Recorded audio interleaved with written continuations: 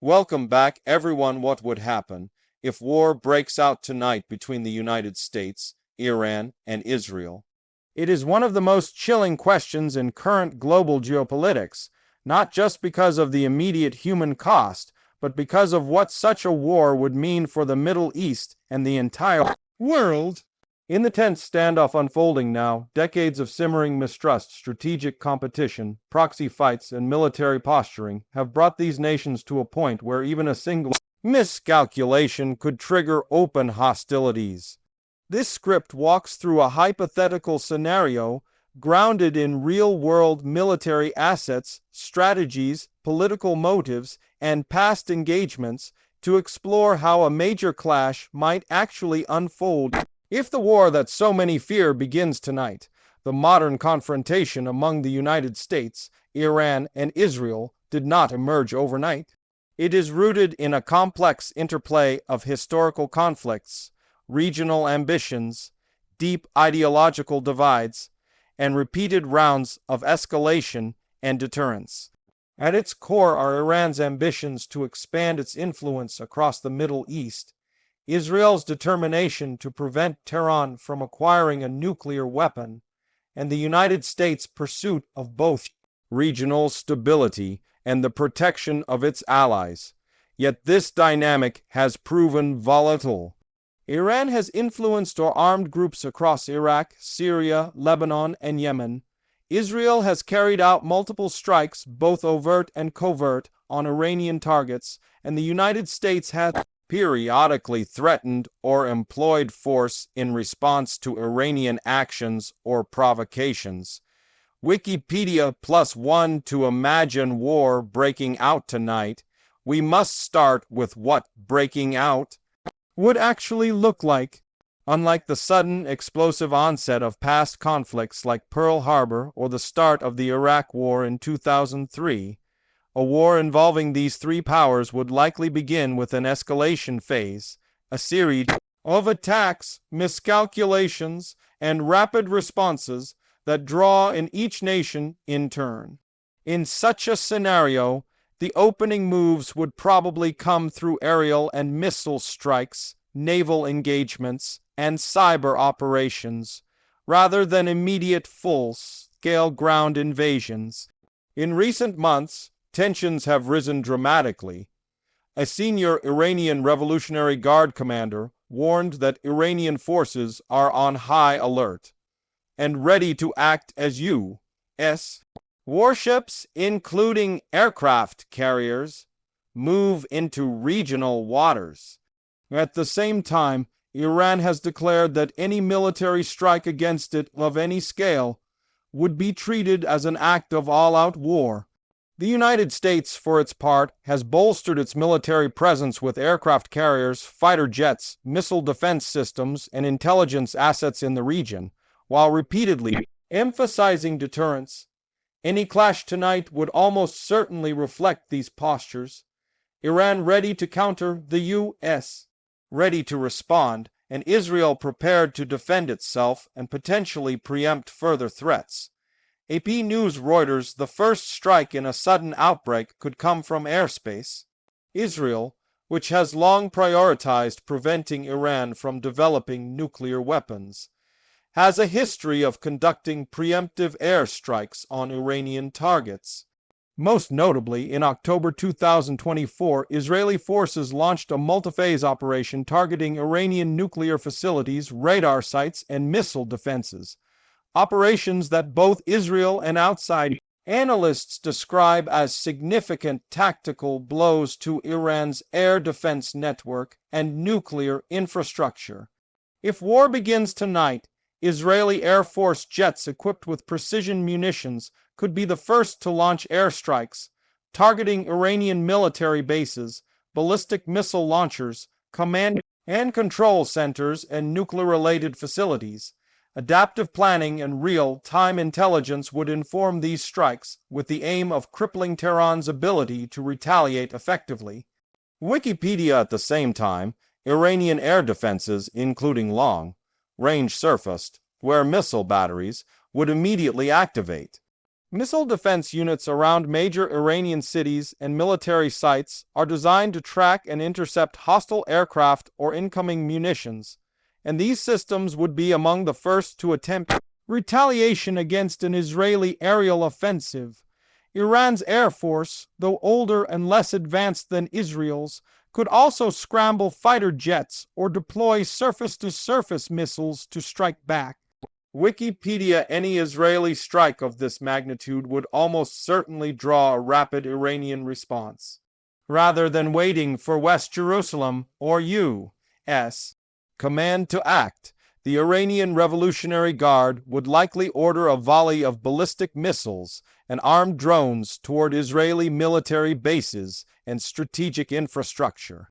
Iran's missile capabilities have grown in range and sophistication over the past decade, and previous exchanges between Iran and Israel, particularly during the 2025 conflict, saw Iranian missiles targeted at Israeli territory and government targets. Wikipedia: this Iranian retaliatory barrage would pose a monumental challenge to Israel's multi-layered missile defense systems, such as the Iron Dome, David's Sling, and Arrow interceptors. Although Israeli defenses have demonstrated effectiveness in past engagements, saturation attacks involving hundreds of simultaneous missiles and drones could strain even the most advanced systems. The goal from Iran's perspective would not necessarily be to conquer territory, but to inflict sufficient damage to degrade Israel's strategic assets and messaging, and to show Tehran's resolve in the face of an attack. As Iranian missiles fly toward Israel, the United States, already monitoring these movements through regional bases and sensor networks, would be expected to respond. American warships, including the aircraft carrier strike group deployed to the region, would move to intercept missile threats where possible, using Aegis radar and interceptor missiles to protect U.S. forces and allies. Simultaneously, U.S. fighter jets and bombers stationed in the region would be ordered to strike Iranian air defense sites, missile launchers, and command nodes to blunt further attacks.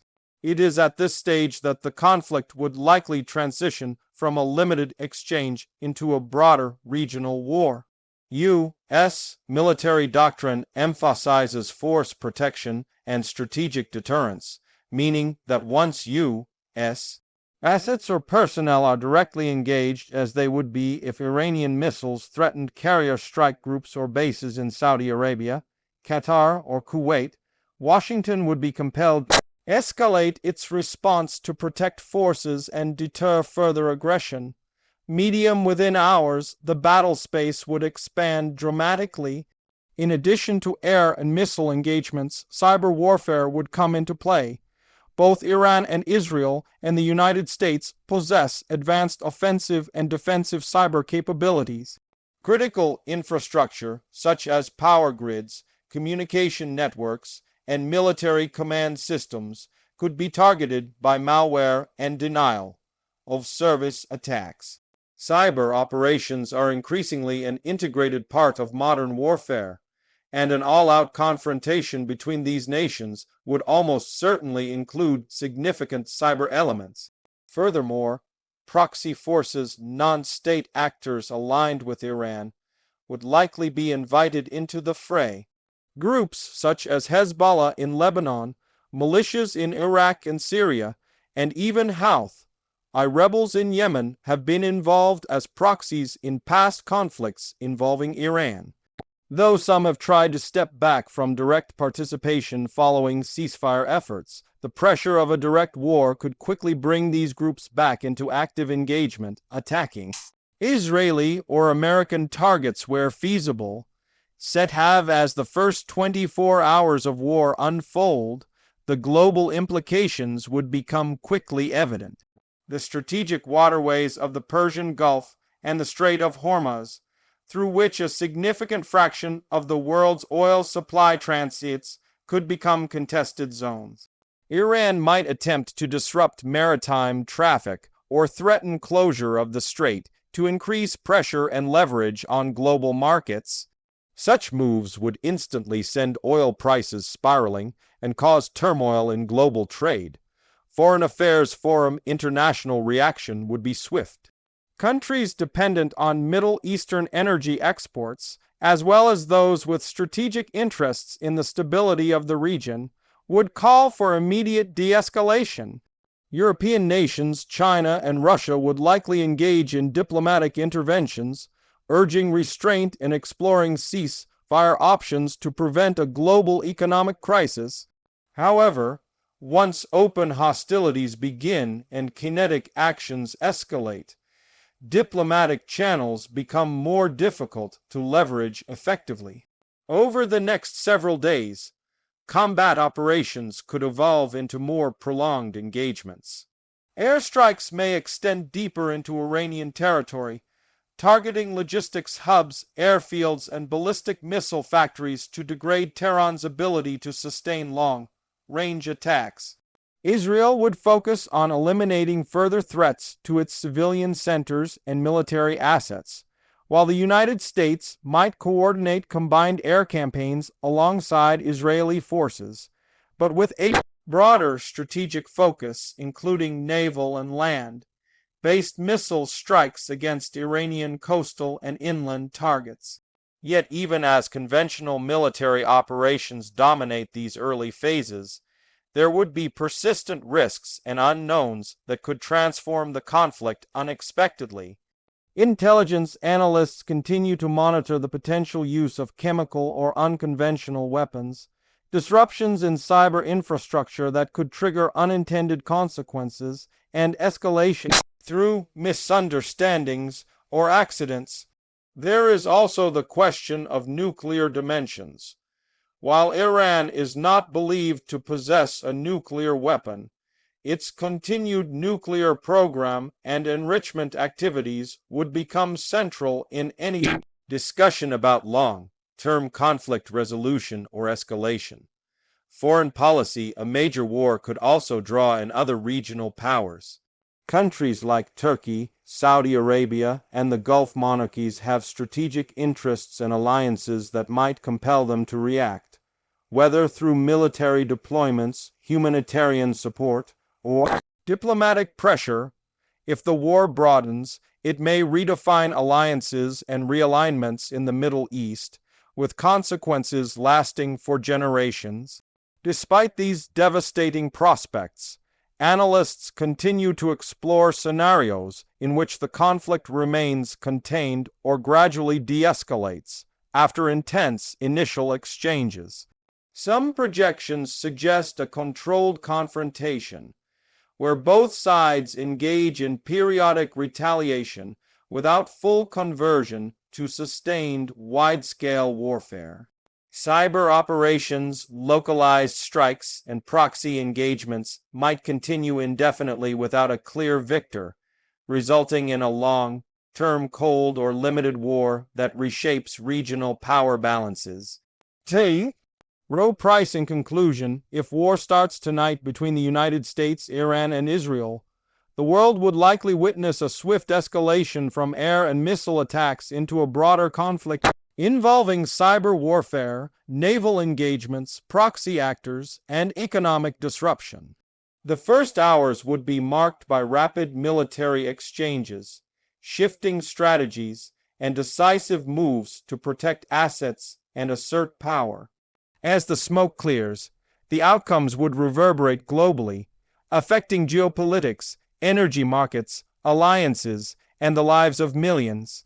While this script outlines one possible trajectory based on current capabilities and tensions, the reality of war is always unpredictable, and the hope remains that diplomacy, restraint, and strategic communication can prevent such a devastating scenario from ever occurring.